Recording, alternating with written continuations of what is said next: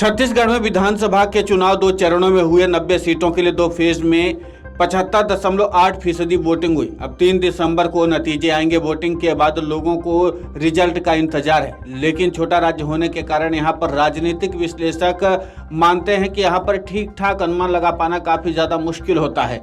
ये बात इसलिए भी कही जा रही क्योंकि पिछले विधानसभा चुनाव में छत्तीसगढ़ के चुनाव परिणाम ने काफी चौंकाया था।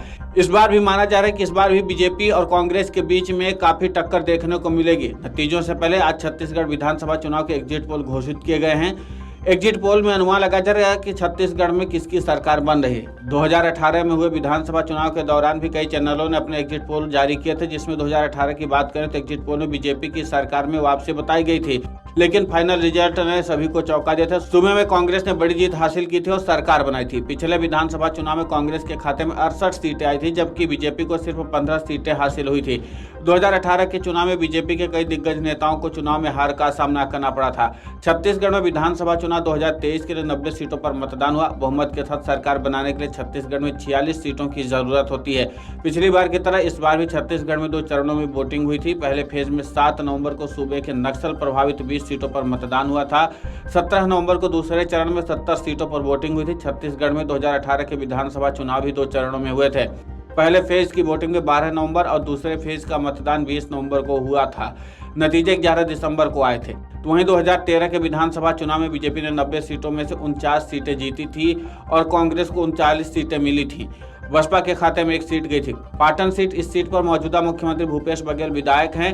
1993 से 5 बार वे चुनाव जीत दर्ज कर चुके हैं। इस बार उनके खिलाफ बीजेपी ने विजय बघेल को मैदान में उतारा है। रिश्ते में भूपेश बघेल के भतीजे हैं। छत्तीसगढ़ के पूर्व मुख्यमंत्री रमन सिंह का एक क्षेत्र गढ़ माना जाता है।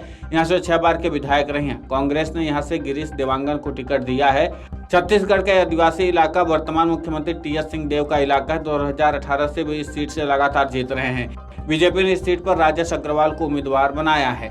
छत्तीसगढ़ में 3 दिसंबर को विधानसभा चुनाव के नतीजे आएंगे। बता दें कि 3 दिसंबर यानी कि रविवार को सबसे पहले सुबह 8 बजे से डाक पत्रों की मतगणना की जाएगी। इसके बाद 8:30 बजे से ईवीएम की काउंटिंग शुरू होगी। रिजल्ट इलेक्शन कमीशन के आधिकारिक वेबसाइट और मोबाइल ऐप पर देख सकते हैं। छत्तीसगढ़ में विधानसभा चुनाव 2023 के लिए 90 सीटों पर मतदान हुआ। सूबे में बहुमत के साथ सरकार बनाने के लिए छत्तीसगढ़ में 46 सीटों की जरूरत है। छत्तीसगढ़ में 2018 के विधानसभा चुनाव में कांग्रेस के खाते में 68 सीटें आई थी, जबकि बीजेपी को सिर्फ 15 सीटें हासिल हुई थी। 2018 के चुनाव में बीजेपी के कई दिग्गज नेताओं को चुनाव में हार का सामना करना पड़ा था। 2018 में हुए विधानसभा चुनाव के एग्जिट पोल ने भी सबको चौंका दिया था। इस एग्जिट पोल में भी छत्तीसगढ़ में बीजेपी और कांग्रेस के बीच में जबरदस्त टक्कर देखने को मिल रही है और बताया जा रहा है कि इस बार दोनों ही पार्टियां कांटे की टक्कर देंगी। लेकिन फाइनल रिजल्ट तो आम जनता का है। आम जनता किसकी सरकार बनाती है देखना दिलचस्प होगा। Video desk amarujala.com।